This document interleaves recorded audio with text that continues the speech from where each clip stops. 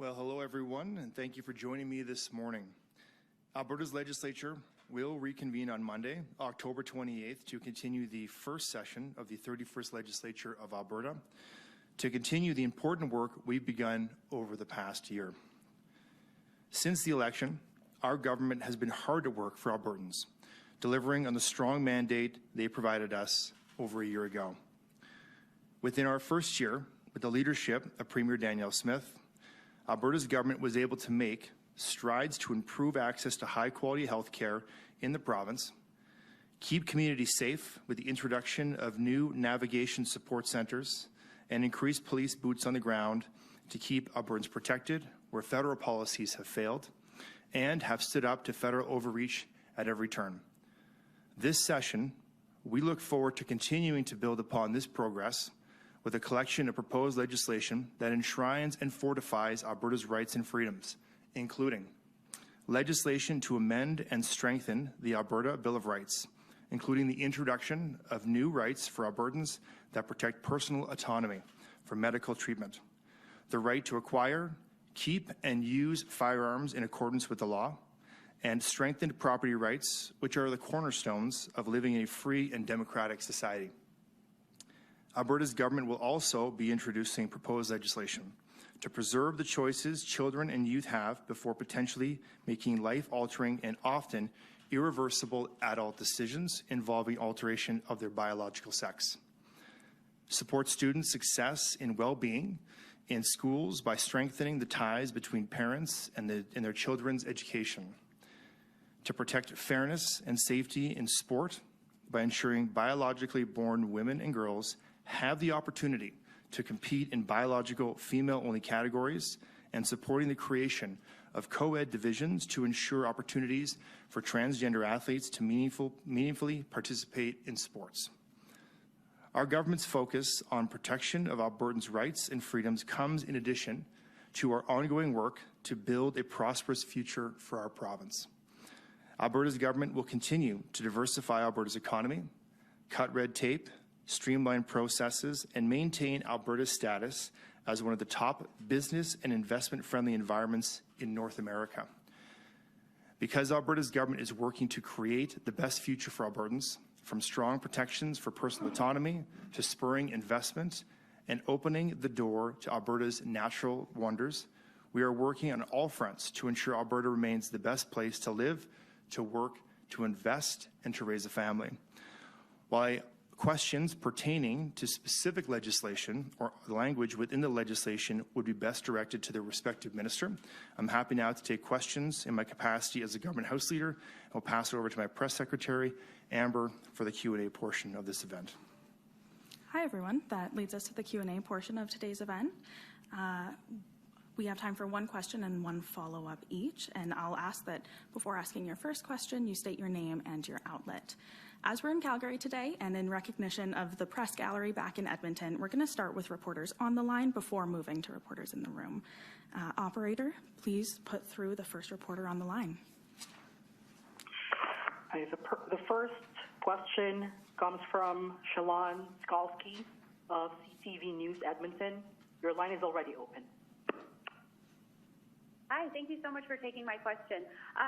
Minister, I just spent the last hour asking Edmontonians what they'd like to see from your government in terms of priorities this fall. And overall, I heard the call to help with homelessness, healthcare, and affordability. What is your government specifically doing to help in those areas this fall? Well, thank you very much for the question. I think when it comes to homelessness and affordability and all the other points you mentioned, we're continuing along the path we've already started since the election in 2023. And even prior to that, which is recognizing that if we want Alberta to be the best place to live, to play, and to visit, we have to create an environment that's great for investment and make it a place that people look at as the beacon of hope and opportunity. That's why we have a red tape reduction minister who is laser focused on reducing barriers for business and investment. So we're also putting more boots on the ground in major cities and around the province to make sure that this province is safe for people when they go out and enjoy our beautiful landscapes and cities. Shaylan, do you have a follow-up? I do, yeah. Just specifically on the issue of affordability. I mean, you talked about making it more business friendly, but what are you doing for Albertans who are telling me anyway that they're struggling with cost of living? Are you going to be offering any help to Albertans in ways of making life more affordable? And when or will we get an update on this promised tax cut that you ran on? Well, I think probably the best person to ask about the tax cut would be the Minister of Finance. We talked about that. It is a campaign promise, and we have a 4-year mandate, and that tax cut is forthcoming. But I think one of the best ways to deal with the affordability crisis is a job. And this province has people coming in by the droves because they see it as this amazing place to live and to work and to invest. And so I go back to red tape reduction, and I go back to this tax-friendly environment, because this is a great place to start a business, a great place to hire amazing Albertans who do tremendous world-class work. And so when we're talking about affordability, we're already the lowest tax jurisdiction in the country, and that's going to stay that way. But we're also moving forward with red tape reduction measures and other things to make sure that it stays that way as a great place to do business. Operator, can you please put through the next caller? The next question comes from Catherine Grikowski of Alberta Today. Your line is already open. Hi, thank you. So I might have missed it off the top, but how many bills are we expecting, like a range of bills? Are we expecting any more Sovereignty Act motions? Can you give me a sense of what type of business we can expect that way? Sure, and sorry I wasn't able to see it today in person, Catherine. Thank you for the question. So you can expect 13 bills from our government this fall session. I'm always hesitant to throw out that specific number because sometimes issues emerge that we have to adapt to quickly, and so other bills could be introduced. But we do anticipate 13 bills, which includes the Miscellaneous Statutes Amendment Act. And, for the life of me, I forgot the second part of that question, so I apologize. You can ask in your follow-up, and I'll try to answer it. Yeah, I'm wondering if there's any Sovereignty Act motions expected, or whether we expect to see any bills against in the line of the scrap the cap. So there won't be any bills with regards to scrap the cap. But what I would say is, when it comes to Sovereignty Act motions, it's a tool that we have at our disposal at all times to adapt to ever-emerging situations in Ottawa. And as anyone watching the media today or in the last while knows, that things are moving quickly in interesting directions. So that tool is at our disposal at all times. There's nothing planned at the moment, but should that change, you'll be one of the first to know. Operator, can you please put through? I was going to ask a follow-up that wasn't related to the first question, if I may. Go for it. Okay. So since you're asking to direct to the appropriate minister, I'll ask you to take off your government house leader hat and put on your tourism minister hat, since you talked about opening the door to the natural splendor. Can you tell me about any tourism-related bills that may be coming from you? I do enjoy wearing this hat, absolutely. Alberta has a rich and vast landscape with beautiful vistas, and in order to reach our goal of $25 billion by 2035 of visitor spend, we have to make sure we have the product available to do that. And that means we have to explore our landscapes and looking at resort development. And so this will be done in what I think is with the best of intent in making sure we're environmentally conscientious, doing it responsibly and sustainably, while also being able to create an environment where people can come from around the country and from around the world to explore the best Alberta has to offer. And part of our strategy is, of course, bringing visitors from around the world. From a lot of our direct flights are coming in from places like Germany, the UK, Asia, and they want to see the mountains. And so we're going to make sure they have lots of opportunities there and around the rest of the province. Operator, can you please put through our next caller? The next question comes from Janet French of CBC Edmonton. Your line is already open. Good morning. The Premier has been teasing a lot of upcoming bills that really seem to speak to the wishes of your party's grassroots. And you mentioned already the Bill of Rights, controlling and limiting access to gender-affirming healthcare and sex ed. How much of an urgency is there to get these bills tabled this coming week before UCP members vote on Danielle Smith's leadership next weekend? I think there's an urgency to get all 13 bills tabled as soon as possible so that Alberta can see them, so that we can debate them robustly in the chamber, and the opposition gets to do their job as the opposition and work to hold the government accountable. So I think we're really just being responsible to the demands of people, as the Premier, to her credit, has spent the entire, I shouldn't just say the summer, but she spent her entire time as leader of the party and leader of the province, traveling, talking to Albertans from every corner, to better understand what their priorities are.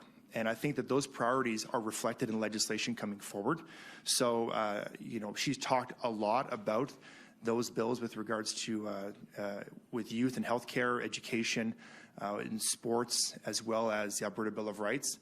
So I would say you can expect those in pretty short order, but I wouldn't go through and give you specific days, with the exception of the Bill of Rights, which will be introduced on Monday. Do you have a follow-up, Janet? I'm wondering if you could also clarify, just in your next response, when you're talking about responding to the will of the people, the desires of the people, like which people you're referring to. And I'm wondering, do you envision needing to invoke the notwithstanding clause to enact any of the gender and sex ed policy and sports changes? And if so, for which component would you need to enact the notwithstanding clause? So you know what, I'm not going to go into the details of the notwithstanding clause, but what I would say is when talking about responding to whose priorities, I would say it's all Albertans. We have all, as ministers and caucus members on the government side and the Premier, have spent our time as elected officials consulting, responding to emails, doing town halls and phone calls. I mean, it's some of the best work that we could do, because we get a better understanding of what's happening on the ground.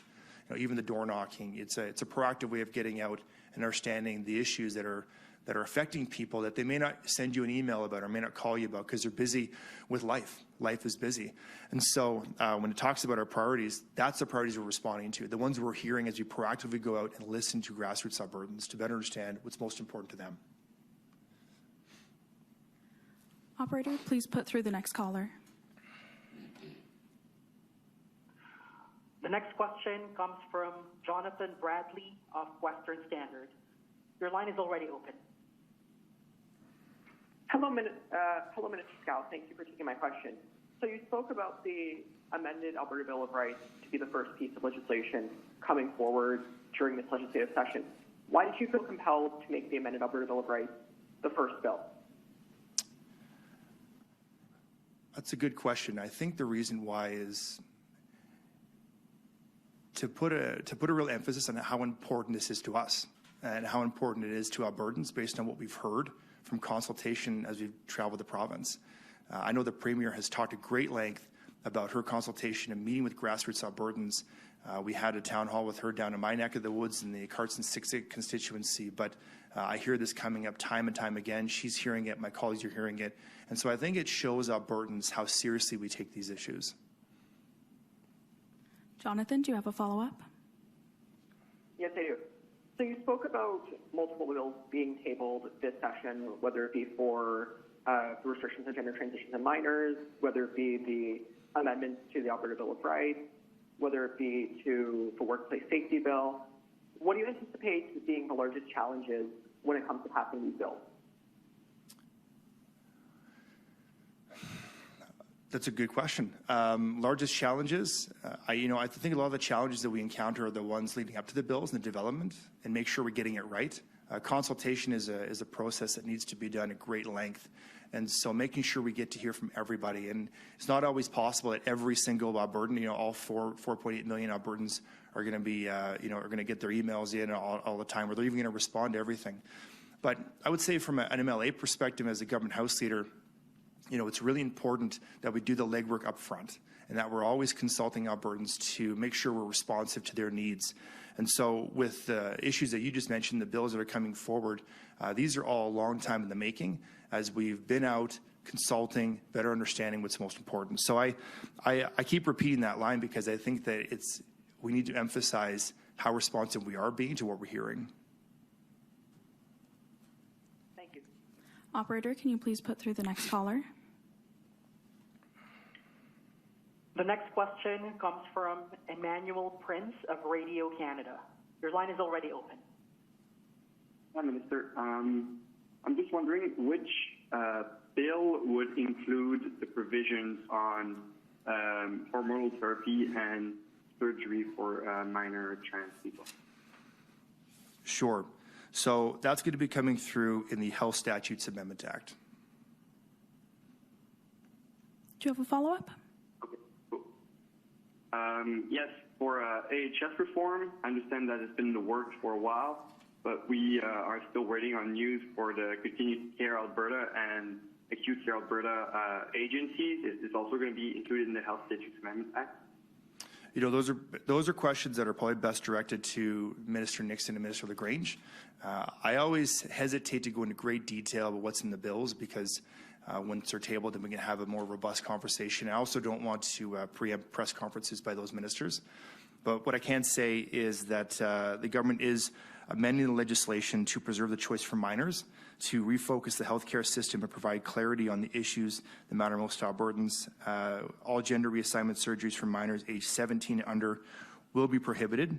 The use of puberty blockers and hormone therapies for the purpose of gender reassignment or affirmation will not be permitted for children aged 15 and under, except for those who have already commenced treatment.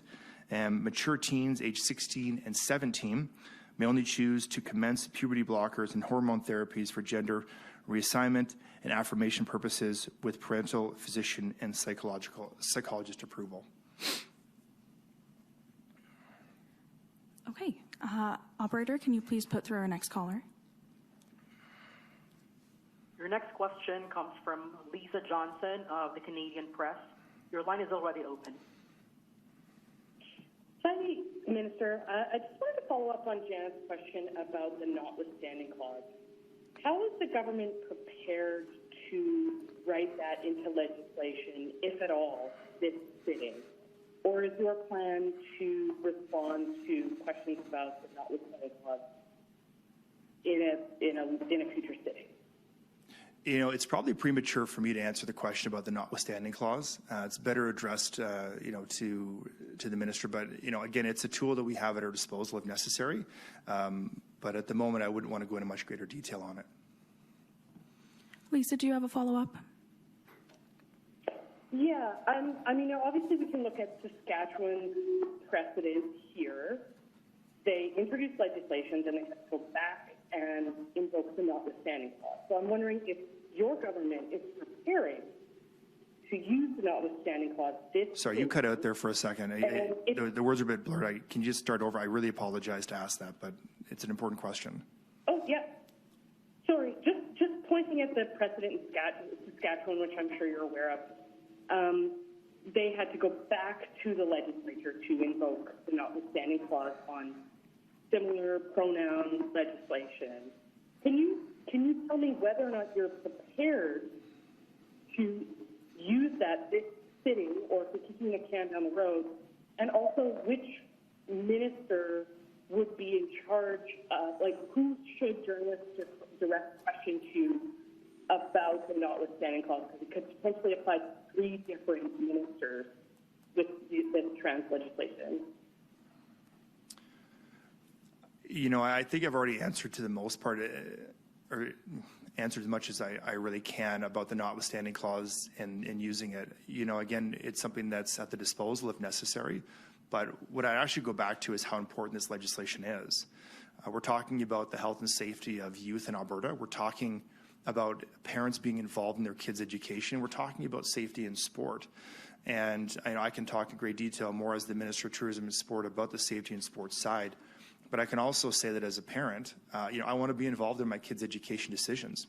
This is something we put a priority on since 2019 when we were first elected as a government, and it's something we have not taken taken lightly. So this legislation is too important to ignore. It's too important to let us encounter roadblocks. So we're going to make sure that this legislation is passed. We're going to work hard to consult even after it's done to make sure that parents are heard. But I can tell you that we are going to move forward with this legislation. It's that important. At this time, we're going to go to reporters in the room. So if you can approach the mic, state your name and your outlet. Hey, it's Tim Brooke with CTV. You've mentioned a number of times that you've consulted, you and your government have consulted with Albertans on the legislation being tabled. Today we saw a report that surveyed Calgarians about what their priorities are, what they want to see done. Things were mentioned like affordability, health, housing. What wasn't mentioned, or at least wasn't mentioned enough to actually make a significant dent in this report, was things like gender-affirming care, things like Alberta Bill of Rights. So we're looking at these 13 bills. It's a lot focused on freedoms, things like that. What's your message to those Calgarians who aren't worried about their freedoms? What's your message to those Calgarians who voted for the UCP because they expected this government to I guess, meet some of their priorities, things that they thought were important? Well, I think the issues you mentioned, and thanks for the question, Tim, are always at the forefront of the minds of Albertans, and we're always being responsive to that. And I'll reflect back on the answer I gave earlier with regards to Alberta being already the lowest tax jurisdiction. We have the lowest amount of red tape of any jurisdiction in the country, and we're continuing to work on that. And so when you're talking about affordability, there's a really important point to be made here that we are a province that continues to see private sector investment. It's creating jobs, and that is the best way to deal with affordability. Now, there are those who are certainly struggling, and so we want to make sure that life is affordable for them. So that's why we maintain this. We're going to be looking at the tax cut, as we talked about as well, which will be coming forth during this mandate. So I would disagree that we're not addressing those issues, and I hear them as well across my constituency down in southern Alberta, but also as I travel the province and talk about all the other issues. But we have 13 pieces of legislation coming forward, all dealing with issues that are really pressing to Albertans, everything ranging from freedom to affordability and red tape, and supporting our private sector investment. Thanks. And my follow-up, whether it's true or not, there's a huge chunk of Albertans right now that think what this government is doing at this time is just to appease the people in the party base before Danielle Smith's leadership vote next weekend. What's your response to those people? Well, I'm certainly not hearing that. And I mean, you're welcome to your opinion on that matter. But what I would say is we are responding to what we're hearing. Like I have to, again, reflect back on a comment I made earlier. I have to give full credit to the Premier. She has spent her entire time as leader of the party and Premier of Alberta traveling the province and knocking on doors, making phone calls, doing town halls, attending events, and talking to grassroots Albertans who know what's best for themselves. And as we hear those concerns, and I hear them as well as I do the same thing, we put that into legislation to respond to what they think is important to them. And I think that those priorities are reflected in the 13 bills coming forward this fall. Thanks. Thank you. Are there any other questions in the room? Seeing none, we'll go back to questions on the line. Operator, please put through the next caller. The next question comes from George Lee of the McLeod Gazette. Your line is already open. Thanks, Minister. I'm just wondering if there are any bills in this 13-bill agenda that are of particular interest to rural Albertans and rural politicians in Alberta. You know, I would say that the legislation coming forward are in the best interest of everywhere. You know, we don't necessarily distinguish between rural and Alberta when talking about legislation. You know, we govern for everyone. And so as a rural politician, I definitely know the interests of my constituency down south, and I trust that MLAs know the interests of their own. But what I would say is that, you know, things like with the Alberta Bill of Rights and protecting property rights and gun ownership, that certainly deals with, I mean, a lot of Albertans are concerned about. I'd also look at Education Amendment Act, making sure that parents are more involved in their kids' education journey. That's important for all Albertans as well. I talked about an all-season resorts act that's coming forward from my ministry, recognizing that there's a lot of Alberta to explore in a responsible and environmentally conscientious way, and consulting with rural Albertans as, you know, people begin to come and explore their backyards, because really we have such a beautiful landscape, and Albertans want to share that story with visitors from around Alberta, around the country, and around the rest of the world. George, do you have a follow-up? Yeah, I guess my follow-up would be, there were a couple of high-profile clashes with the RMA in the last little while, and I'm just wondering if there are any kind of specific moves to better address the relationship between the government and rural municipalities in Alberta. Thanks for the question, George. I think that we're always working to improve relationships with all levels of government. It's important for us to make sure that we can continue to work, and I think in a seamless way, but also understanding that sometimes our interests don't always align. And so when it comes to the RMA, they do good work on behalf of their members. And I personally interact with counties and municipalities all the time in my constituency. But I know at a much higher level, Minister McIver is doing a tremendous job reaching out and consulting with the RMA, AM, and other municipalities as they encounter challenges in our ever-evolving province. We have issues that have new Albertans coming here every year. I think we had over 200,000 new Albertans come here last year. That's putting pressure on municipalities, and we have to work with them to address those issues. And that's both in an urban and rural setting. So, I do applaud Minister McIver. He's done a great job as our Minister of Municipal Affairs, consulting municipalities and to work with them and address their concerns. We have time for one final set of questions. Operator, please put through our final caller. The last question comes from Graham Thompson of The Star. Your line is already open. Thank you. Minister, I'm asking you a question as the MLA, not necessarily minister, just an MLA and a member of the UCP. Next week's leadership review. How do you see that unfolding? It'll be more than 5,000 people apparently have signed up to attend the AGM.